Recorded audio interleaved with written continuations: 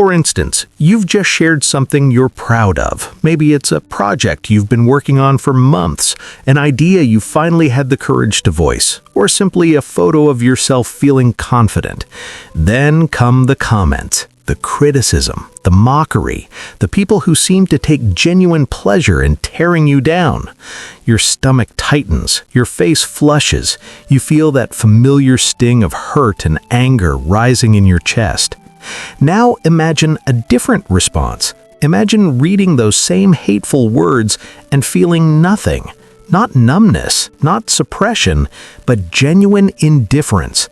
Imagine being so secure in yourself that someone else's negativity simply slides off you like water off a duck's back. This isn't fantasy. It's not about developing thicker skin or pretending not to care. This is about a mental framework so powerful that it transformed slaves into philosophers and continues to help people navigate criticism nearly 2,000 years later. The ancient Stoics faced haters too. Marcus Aurelius, the most powerful man in the world, had his leadership questioned daily. Epictetus was born into slavery and faced the cruelest judgments about his worth as a human being. Seneca was exiled by an emperor who despised him. Yet these men developed a technique so effective at handling criticism that their writings on the subject still guide millions today. Today, we're going to explore this ancient Stoic technique that can make you genuinely untouchable to haters and how you can apply it starting right now. The dichotomy of control, the foundation. At the heart of Stoic philosophy lies a deceptively simple idea that changes everything: the dichotomy of control. Epictetus, who went from Roman slave to one of history's most influential philosophers, put it plainly: some things are up to us, and some things are not up to us. This might sound obvious, even trivial, but when you truly understand and apply this principle, it becomes a superpower against criticism and hatred. Here's what is up to you: your thoughts, your judgments, your intentions, your actions, and your character. Here's what is not up to you: other people's opinions, their words, their judgments, their behavior toward you, and your reputation in their eyes. The Stoics recognized that we waste enormous amounts of mental and emotional energy trying to control things that are fundamentally outside our control. When someone criticizes you, insults you, or tries to tear you down, they are operating entirely within their own domain of control. Their opinion exists in their mind. Their words come from their mouth. Their judgment reflects their values, not yours. Think about how we typically respond to haters. We argue back, trying to change their mind. We defend ourselves, trying to control their perception. We ruminate for hours, replaying the interaction, crafting better responses. We lose sleep, our mood plummets, and we might even change our behavior to avoid future criticism. In all of this, we're attempting to control something that was never ours to control in the first place. It's like standing in the rain and being angry that you're getting wet. The rain doesn't care about your feelings, it's just doing what rain does. Marcus Aurelius, writing in his private journal that became known as Meditations, reminded himself, "Choose not to be harmed, and you won't feel harmed. Don't feel harmed, and you haven't been harmed." This isn't about denial, it's about recognizing a profound truth. The hater's words have no power except the power you give them. They can say whatever they want, that's in their control. But whether those words affect your peace of mind, your self-worth, or your actions is entirely in your control. The practice of objective representation. The Stoics had a specific technique for defusing the emotional charge of external events, including criticism and insults. They called it objective representation, or seeing things as they really are, stripped of our judgments and interpretations. When someone insults you, what actually happens?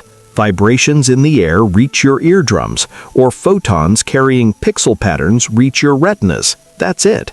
Everything else, the hurt, the anger, the sense of injustice, comes from your interpretation of those stimuli. Marcus Aurelius practiced this technique constantly. He would remind himself that even the most luxurious foods were just the corpse of a fish or bird or pig, and that fine wine was merely fermented grape juice. He wasn't being cynical or dismissive of life's pleasures. He was training himself to see things objectively, without the added layer of judgment that causes suffering. Applied to criticism, this technique is revolutionary. Someone calls you stupid. What actually happened? A person made a sound with their mouth or typed characters on a keyboard. They formed a judgment in their mind based on their limited perspective, their own experiences, their current emotional state, and countless other factors you know nothing about. They then expressed that judgment. That's the objective reality. The interpretation that you are actually stupid, that this judgment is true, that you should feel bad about yourself, that your worth has somehow been diminished, all of that is added by you. Let's go deeper. When you receive harsh criticism, pause and ask yourself, what actually occurred here? A person expressed a negative opinion. Why did they express it? Perhaps they're having a terrible day. Perhaps criticizing others makes them feel superior and temporarily soothes their own insecurities. Perhaps they genuinely believe what they're saying based on incomplete information. Perhaps they're projecting their own fears onto you. Perhaps they're testing you. Perhaps they're jealous. There are 1,000 possible reasons, and very few of them actually have anything to do with your inherent worth or the objective quality of your work.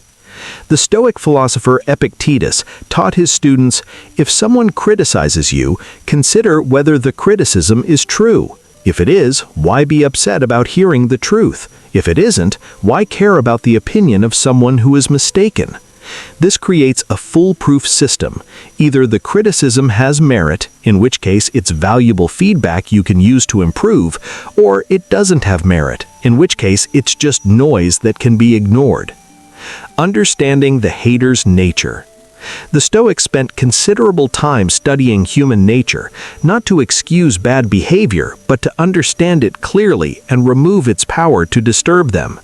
Marcus Aurelius began each day reminding himself that he would encounter difficult people, the ungrateful, the arrogant, the deceitful, and the envious. But he didn't do this to become cynical. He did it to be prepared so these encounters wouldn't shake him. Here's what the Stoics understood about haters that modern psychology has confirmed. People who habitually criticize and tear others down are almost always struggling with their own pain.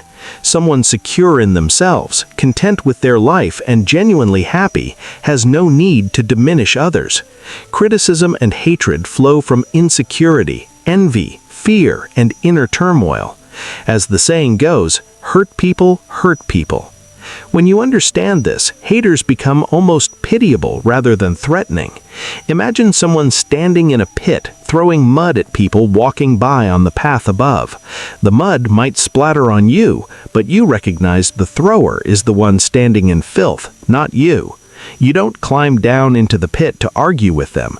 You don't let them convince you that you belong in the pit too. You simply clean off the mud and continue walking. Seneca wrote extensively about anger and insults in his essays. He pointed out that wild animals attack when threatened or hungry, but they don't attack out of malice. Humans, however, can attack each other simply to feel better about themselves. The person insulting you might gain a temporary boost in self-esteem by putting you down. They might feel a sense of power or control. They might be seeking attention or validation from others who witness the exchange. None of this has anything to do with you as a person. The Stoics also recognized that everyone operates based on what they believe to be good. Even the hater believes they're doing something worthwhile, even if it's just the temporary relief of venting their frustration or the fleeting pleasure of feeling superior. As the saying goes, whenever you are about to find fault with someone, ask yourself, what fault of my own is most like it? This doesn't mean accepting abuse, but it means recognizing the shared humanity in everyone, even those who attack us. They're operating from ignorance, from pain, from their own flawed understanding, just as we all sometimes do. The technique in practice, a step-by-step approach. Now let's get practical. How do you actually apply these Stoic principles when you're facing real criticism or hatred? The ancient Stoics weren't abstract theorists. They were practical philosophers who developed specific mental exercises. Here's a framework you can use immediately.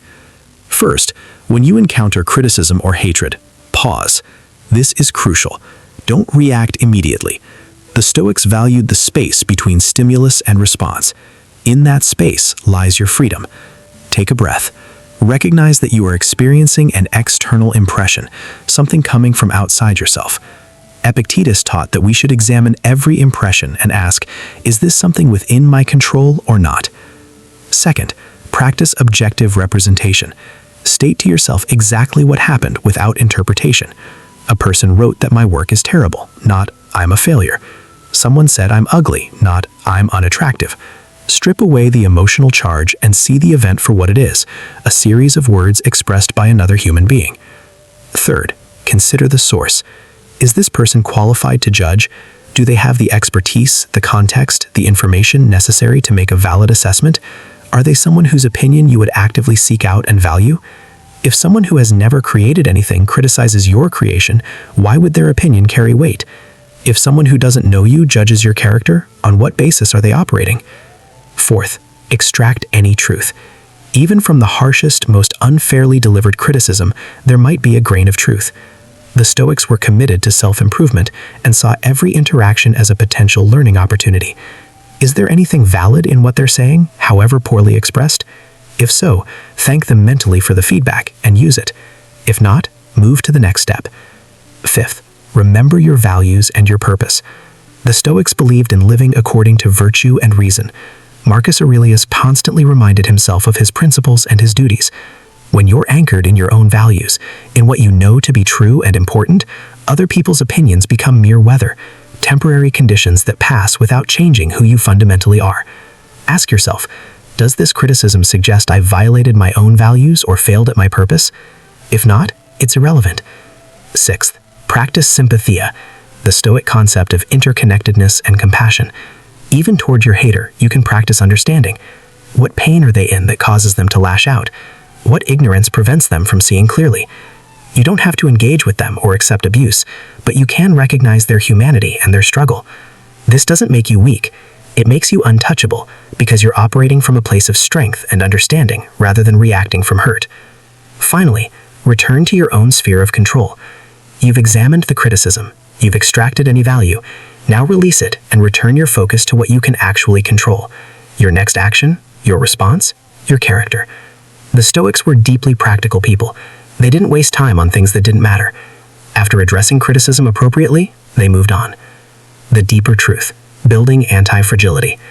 There's an advanced level to the Stoic approach to criticism that goes beyond simply not being harmed by it. The Stoics actually used criticism as a tool for growth. They believed that obstacles and difficulties, properly understood, could make you stronger. This is what author Nassim Taleb would later call anti-fragility, the quality of actually benefiting from stressors rather than merely resisting them. Epictetus taught his students to welcome difficulties as training exercises. He compared challenges to a wrestling partner who makes you stronger through resistance. When someone criticizes you harshly, they're providing you with an opportunity to practice patience, to test your self-knowledge, to refine your arguments, or to prove your commitment to your values. Every hater is a free personal trainer for your mental resilience. Marcus Aurelius took this even further. He wrote, "The impediment to action advances action. What stands in the way becomes the way." Criticism that would stop a fragile person can propel a Stoic forward. When someone says you can't do something, you now have extra motivation to prove the capability within yourself. When someone attacks your work, you have an opportunity to make it even better. When someone questions your character, you have a reminder to live even more virtuously. This doesn't mean seeking out criticism or abuse. The Stoics weren't masochists, but it means recognizing that in a world where you're trying to accomplish anything meaningful, criticism is inevitable. People who do nothing are never criticized. People who risk nothing are never mocked. People who stand for nothing are never opposed. Criticism, in this light, becomes almost a sign that you're doing something worthwhile. Consider the greatest figures in history. Martin Luther King Jr. was called an extremist and a troublemaker. Galileo was persecuted for his discoveries. Every innovator, every artist, every leader who ever changed anything faced torrents of criticism and hatred. They weren't untouchable because criticism didn't come their way. They were untouchable because they had something more important than the approval of their critics: a purpose, a mission, a commitment to truth or beauty or justice that transcended individual opinions. The path forward. The ancient Stoic technique for becoming untouchable to haters isn't a trick or a hack. It's a fundamental shift in how you understand yourself, other people, and the nature of reality. It recognizes that you cannot control what others think or say, but you have complete control over how you interpret and respond to their thoughts and words. It strips criticism down to its objective components and reveals that most of what causes us pain is our own added interpretation, not the external event itself. This technique requires practice. The Stoics engaged in daily exercises, meditation, and constant self-reflection. Marcus Aurelius, despite being emperor, still needed to remind himself of these principles every single day. You won't master this overnight, and that's fine. Each time you face criticism, you have another opportunity to practice. Each hater is another teacher offering you a free lesson in resilience. Start small.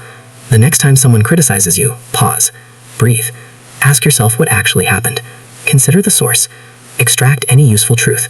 Return to your values. Notice how much of your distress came from your interpretation rather than the words themselves. Over time, this becomes automatic. You'll find that criticism loses its sting. Haters become background noise. Your peace of mind becomes increasingly difficult to disturb. Remember, the goal isn't to never feel anything. The Stoics weren't emotionless robots. The goal is to feel the appropriate amount for the actual situation. A stranger's insult on the internet deserves no emotional energy whatsoever. Constructive criticism from someone you respect deserves serious consideration. An attack on your character from someone who doesn't know you deserves only the brief thought, "They're mistaken," before you move on. You have within you, right now, everything you need to be untouchable to haters. Not by building walls, not by becoming hard or cynical, but by understanding clearly what is and isn't within your control, by seeing things objectively, and by anchoring yourself in your own values and purpose. The Stoics prove this works across every possible circumstance, from slavery to imperial power, from exile to comfort, from the 1st century to today. The haters will always exist. That's their choice, their domain of control. But whether they affect you, whether they diminish your peace or derail your purpose, that's entirely up to you. And that ultimately is the most empowering realization of all. You are already untouchable. You just need to claim it.